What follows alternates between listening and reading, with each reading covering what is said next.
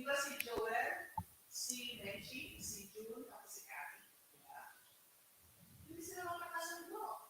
Mamatay siguro yung ng ganun. Welcome to the epicenter of sports and entertainment. This is the Root Dog Show.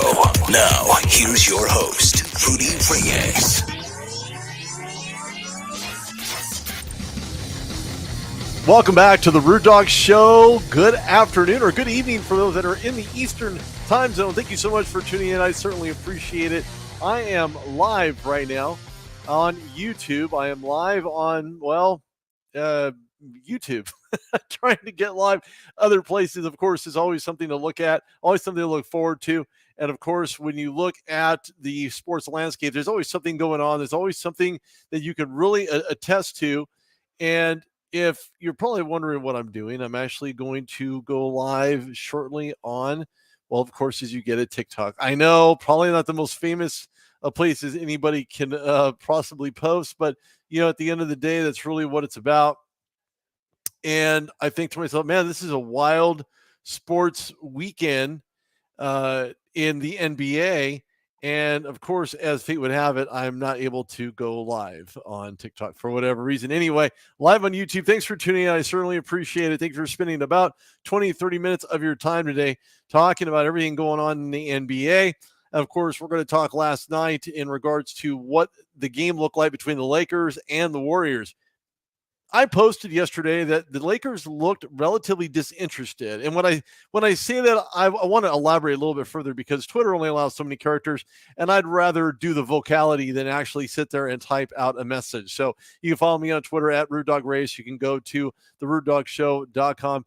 Tune in to all kinds of wonderful stuff, things I've done within almost 10 years in broadcast, and I plan on doing it for a lot longer than that. So don't be afraid. Don't be alarmed. It's only your YouTube TV set. And if you're on YouTube Live, you can catch that on your TV, and 65 inches of me talking about sports may be enough for you and to help palletize and satisfy your cravings for sports here today on the RootDogShow.com. I'm Rudy Reyes. Thanks for tuning in.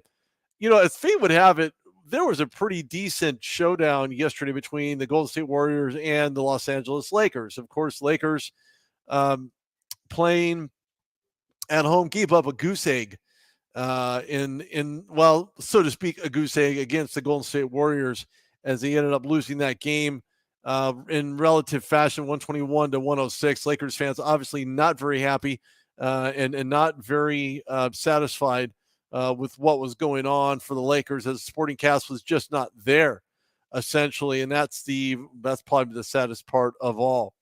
So when I say that, I mean no supporting cast. So you have no Anthony Davis, who went out in the fourth quarter with an inadvertent elbow from Kevin Looney across the temple, so much so that elbow probably made contact with that temple, in turn giving Anthony Davis a concussion. I know most of you today are probably listening to Stephen A. Smith in regards to a concussion and making the equivalent to the NFL, and the fact that the only people that can be hurt apparently by his standards are people playing in the NFL. And I can have this conversation twice this Sunday, and I'd be glad to debate with him on what concussions actually are and what they look like. And I've had a couple myself, as well as lots of other players, regardless of whether you're in the NBA, whether you're in the NFL, or anywhere else for that matter. So rest assured, Stephen A. Smith, my phone is on. If you don't know the number, go to therootdogshow.com and make sure you send me an email at therootdogshow@hotmail.com. Be glad to have this conversation with you. When I look at last night's game, there was kind of a byline to this game yesterday, and more importantly, it was about the war of words between the Golden State Warriors and the LA Lakers. Oddly enough, I think to myself, well, this can't be as bad as it actually is. Well, it could very well be, but we have opinions flying around like basketballs. And when I say that, sometimes you just have to let it bounce off you and move on and move forward, depending on whether or not it was an intentional foul and had nothing to do with the ball in your hands. And I think to myself, man, JaMychal Green has something to say. And of course, his opinions, just like anybody else, everybody has one. Of course, he wanted to make his known.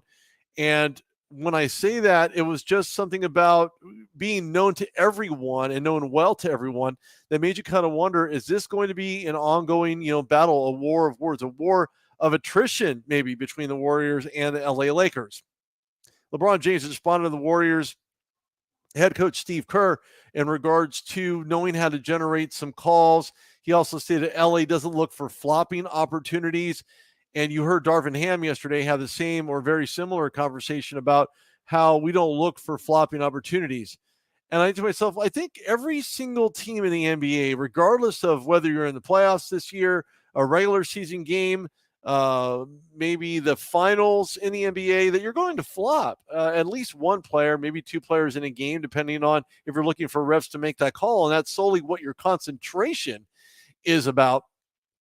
And I think to myself, well, this can't be, an ongoing theme. Unfortunately, it is. And until the NBA gets into deeper into the situation where you start fining players for flopping, certainly begs a question as to whether or not these particular players, whoever they are, it doesn't matter where they're from or what team they play on. As I stated, it's really about recognizing that you just can't flop. This is not for you. This is not your NBA.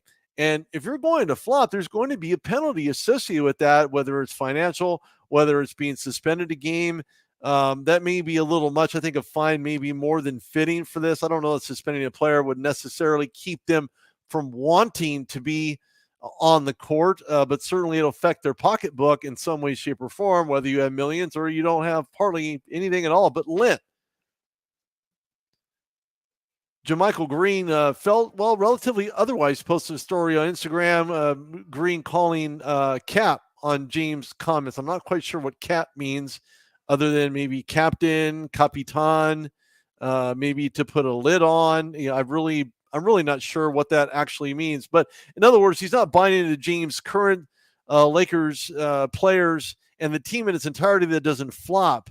And of course, or any of the teams he's been on with players that flop as well. Now, we know that in the NBA, National Basketball Association, that every player will flop in some point, some way, shape, or form to gain an advantage, to gain a foul call, and look back at the official, especially when it's not called.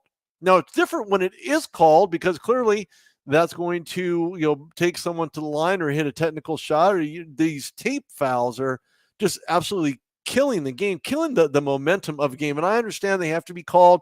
I recognize they need to be called. But sadly enough, these tape fouls are just a little too much for me to handle, or bear witness to, rather.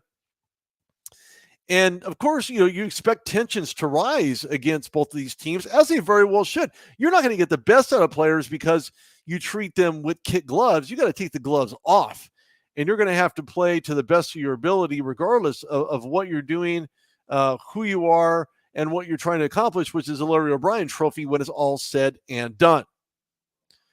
Now, when I say this, I mean that you have a war of words between Darvin Ham. You have Chris Haynes, who interviewed Coach Darvin Ham yesterday, and he reiterated that they don't teach flopping. I don't know that any team teaches flopping. I think it's just something that you recognize, that you see, and you believe at some point or another, whether the game is nearing the end or perhaps it's not going in your favor, that you're going to flop and you're going to fall down on the ground pretending that there was an actual penalty assessed to you when in fact it shouldn't have been called at all. And that could have been flopping, and maybe a no call could be placed on that.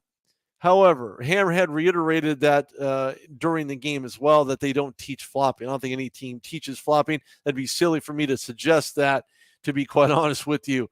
And this is kind of a tit for tat between media outlets, between the ones that cover the Warriors, the ones that cover the Lakers. I think this is really nothing to do about nothing when it's all said and done. And of course, JaMychal Green, in his infinite wisdom, I guess he didn't learn from watching Dillon Brooks trying to poke the bear. When I say poke the bear, Dillon Brooks had poked the bear during the Grizzlies and Lakers series, where he found out that once you start poking the bear, that bear is going to eventually bite back. And that's exactly what LeBron James did to Dillon Brooks. And ultimately, the team had shut down the Memphis Grizzlies, including John Morant.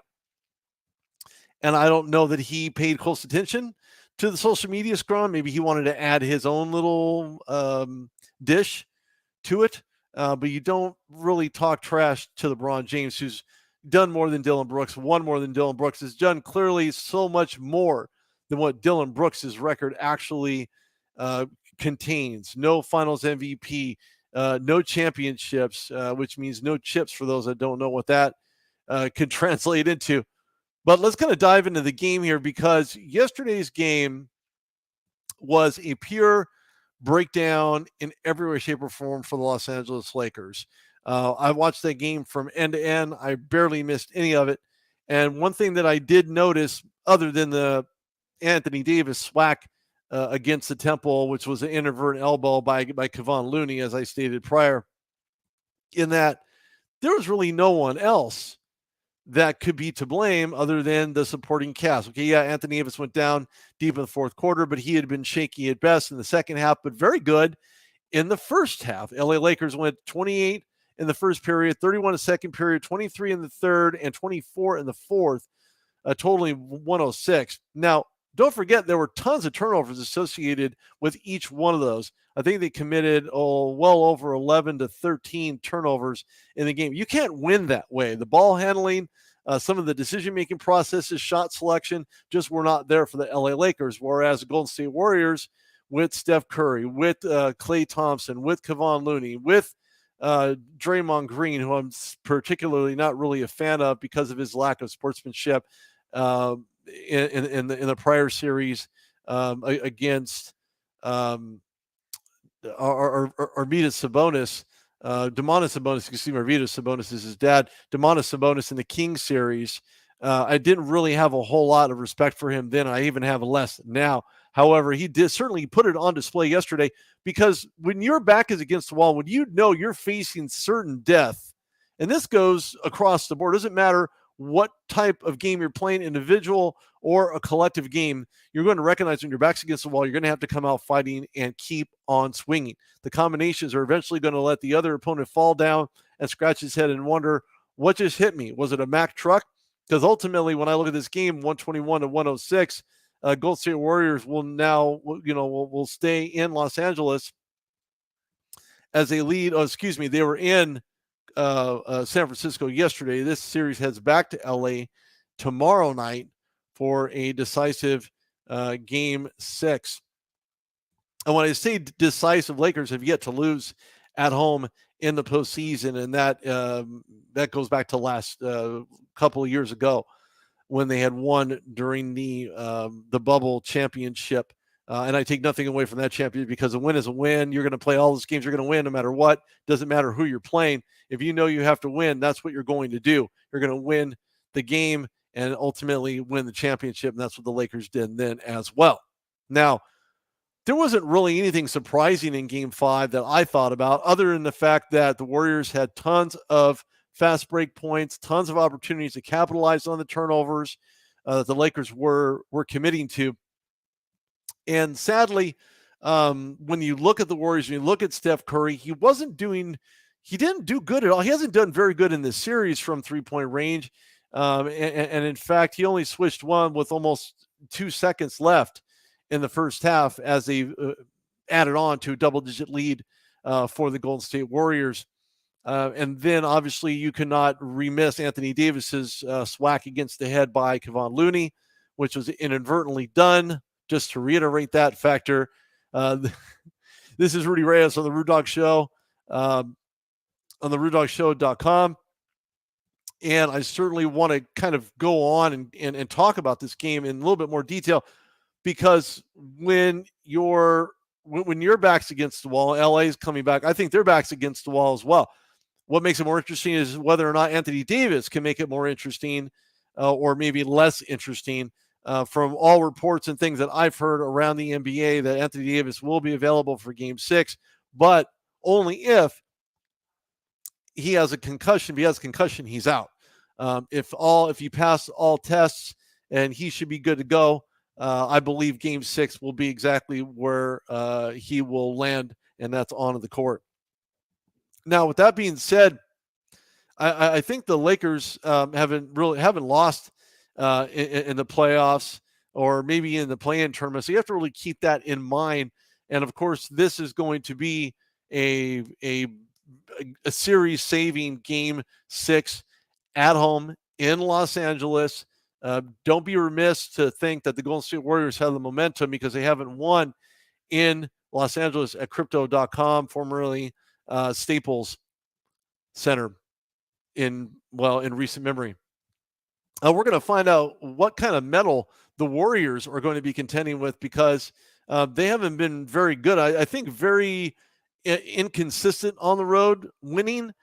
They've been down in series before. The prior series against the Kings, they were down 3-1. They found a way to come back and ultimately win that series. Now, I understand that you have tons of championship experience on the Golden State Warriors side, especially the bench with Kevon Looney.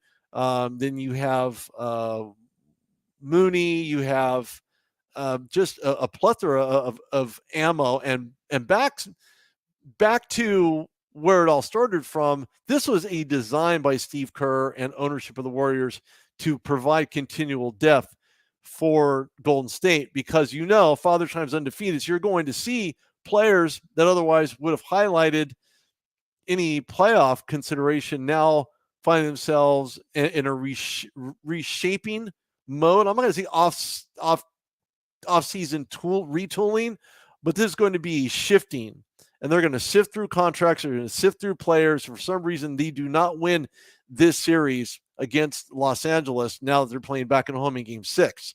Now, we're going to find out what these Warriors are actually made of. They have a lot of bench depth that would have the Lakers concerned. But I think I'm more concerned about the careless turnovers, which I hope they will correct. Poor ball handling, also hope they correct that. In addition, shot selection, putting guys in the paint, post up Anthony Davis inside underneath the basket. They just seem to go away from that. And I think that the amount of people that were associated with help carrying this load between Schroeder, between Walker, of course, that could have been just a fluke, hitting all those 3-point shots in Game 4. But I think more importantly, they're going to really have to pour it on, and the only way the Golden State Warriors will be able to get the benefit of that is if they do the same thing they did in Game 5, and to do that in Game 6 in order to force a Game 7. That'd be the only way. But the question is whether or not Klay Thompson shows up and is very consistent. Don't forget the Lakers had won at Oracle 104-101. It was a 3-point scramble very late. Lakers did lead that series at 3-1. I'm still taking the Lakers, especially at home. And I say that because they're going to have to regroup. They're going to have to recognize if Anthony Davis is going to be a part of that offense, and they're going to have to practice their tail off in order to make the determination as to who's going to be in that starting lineup. Now, Golden State Warriors have been known to shift things around in regards to who's in the starting lineup, who's not in the starting lineup, who will eventually be shifted over, and then there it is, and then all of a sudden it starts all over again.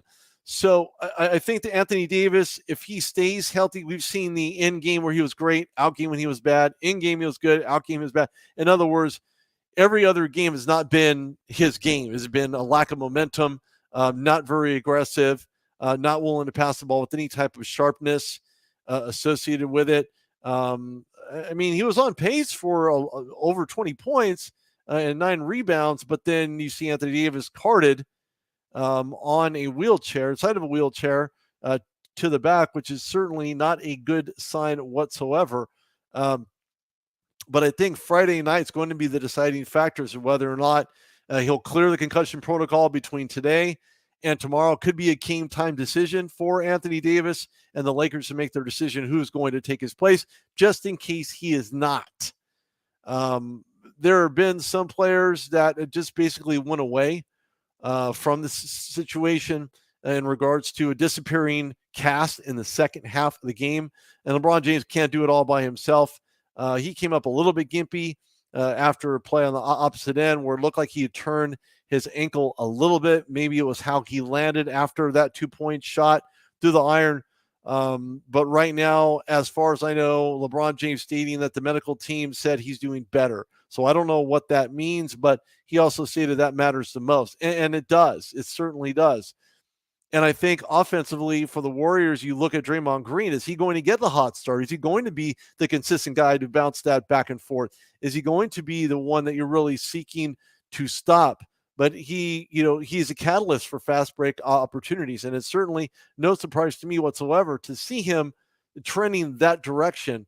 But again, he's been wishy-washy too in games where, he would make 9 points, which is a game before yesterday's game. And it's not something that, I look for consistency from in regards to Draymond Green or what he's trying to accomplish or what he's trying to do.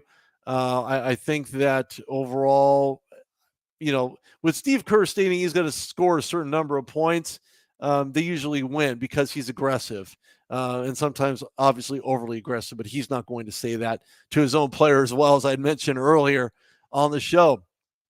I think when I say this, I mean, when you look at Draymond Green, you look at his facilitator type mentality where he leaves the ball down the court, gets it to open passers, willing to be the assist guy. It doesn't really matter. It's a collective win. He's not going to win it all by himself. But what that does do is that also puts the Lakers on notice to say, look, you can stop this. You have to be able to stop this. You must stop this. And that would be one aspect to it. Now, when you look at the other offensive weapon in Stephen Curry, he's been really off in three-pointers. As I mentioned earlier, it's 3 for 11 on Wednesday. He's now 6 for 25 in the last 2 games and shooting not even 36% on three-pointers for the series, and overall not even 38% in the playoffs. I mean, it's kind of unheard of when you think of Steph Curry. When you think of his ability to get the ball out of his hands and just hit those dagger threes, I mean, it's insane. It really is truly insane. It's kind of mind numbing, really, because Steph Curry is the kind of guy where you look at being the consummate three-point shooter, and I think overall, when I look at this game, I think to myself, man, this is nuts. This is not Stephen Curry like. This is not where I would want him to be if I was Steve Kerr. And of course, the Lakers need to continue making him shoot those threes and to make him miss more, and to possibly even get in his way to knock a couple of those out of his hands in order to create fast break opportunities for the Lakers offense. So, he came out relatively unscathed in that game. But there are 2 things you really have to be concerned here if you're the LA Lakers. Early in the season, James and Davis had been the consummate, go-to guys. Both of them have in concert. The sad part is that you don't know which one's going to show up. And of course, how long they're going to last on the floor without any injuries or anything of that nature. So that really begs the question as to whether or not, if one can't do it, the other one can. But it takes both of them, I believe, in this series in order to capitalize and actually get the win. But don't forget, as I stated earlier, Hachimura didn't have a great game. D'Angelo Russell didn't have a good game. Jared Vanderbilt didn't have a good game. So these guys are going to have to really step up fast, make things happen, and just be a better version of themselves. There are things that they can do better. Obviously, things they can do better. Say Austin Reeves will come out with a little more firepower and see what we have. And then, of course, for the Warriors offensively and defensively is Andrew Wiggins. He had that big gap of where he wasn't even around for quite a few games, I think a month's worth of games.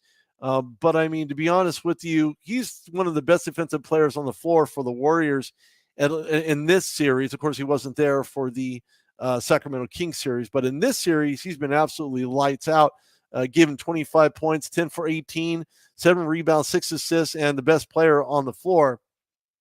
And I think the Lakers really had to respect his game all game, and they're going to have to continue doing that at home as they play tomorrow night. Wiggins goes on to state he was locked in. He's a competitor. It was a do-or-die situation, and it was. But it's more do-or-die, and I think the pressure is on Los Angeles to get the job done, to get the win at Crypto.com, and then move on to the Western Conference Finals, where the Nuggets and Suns are, well, the Suns have a 3-2 lead now. We're going to find out what this team is made of as they play tonight.